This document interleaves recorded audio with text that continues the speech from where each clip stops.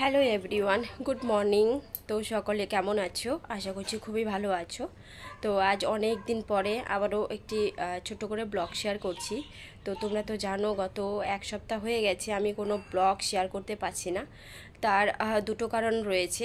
তো প্রথম কারণটাই বলি। দেখো, শরীরটা প্রচণ্ড খারাপ, চোখ মুখ একদম ঢুকে গেছে, প্রচণ্ড জ্বর, গলা ব্যথা, সর্দি, কাশি সব একসঙ্গে ধরেছে, যার জন্য ব্লগ কন্টিনিউ করতে পারিনি। আমি রিলস ভিডিও আপলোড করতে পারছি না, যেহেতু শরীর খারাপ থাকলে কোনো কিছুতেই এনার্জি থাকে না। আর দু নম্বর কারণটা হলো, চলো একটু দেখিয়ে দিচ্ছি। তোমরা তো দেখেছিলে লাস্ট ব্লগ করেছিলাম, আমার ঘরের কাজ চলছে। সেই ঘরের কাজ কমপ্লিট হলো, কিন্তু গোছ গাছ এখনও কমপ্লিট হয়নি। তো এইদিকে দেখো, জামা কাপড় যেভাবে মানে এলোমেলো হয়েছিল সেইভাবেই রয়েছে, শুধু জিনিসপত্রগুলি একটু ওলট পালট করেছি। তো এই সাইডের বেড়াটা ছিল না, এটা দেওয়া হয়েছে, একটা দরজা দেওয়া হয়েছে এখানে।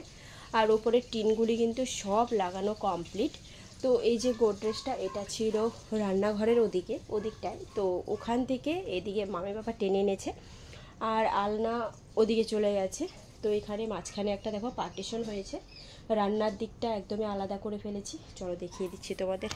আর শোকেসটা এদিকে নিয়ে এলাম, কারণ রান্না করার সময় রান্নার যে তেলগুলি থাকে রান্না করার সময়, সেই জিনিসগুলি পুরো টিভিতে, গোদরেজে, শোকেসে এগুলিতে মানে চাপকে যাচ্ছিলো, নষ্ট হয়ে যাচ্ছিলো, যার জন্য এটা করা। তো এই যে রান্নাঘরটা হয়ে গেছে একদম ছোট্ট করে করেছি।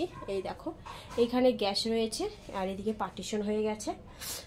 তো এইটুক জায়গার মধ্যে মোটামুটি আমাদের তিনজনের রান্নাবান্না কিন্তু হয়েই যাবে।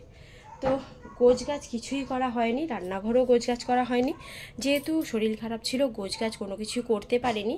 তো আজকে ভাবছি একটু গোছগাছ করব, তার জন্যই আর কি কতদিন থেকে ব্লগ একদম তোমাদের সঙ্গে শেয়ার করতে পারছিলাম না। আর অনেকটা শুকিয়েও গেছে মনে হচ্ছে দেখে। তো চলো চেষ্টা করব আজকে গোছগাছ করে আগামীকাল থেকে রেগুলার ব্লগ তোমাদের সঙ্গে শেয়ার করার জন্য। সবাই ভালো থেকো, আর আমাকে কেউ ভুলে যেও না।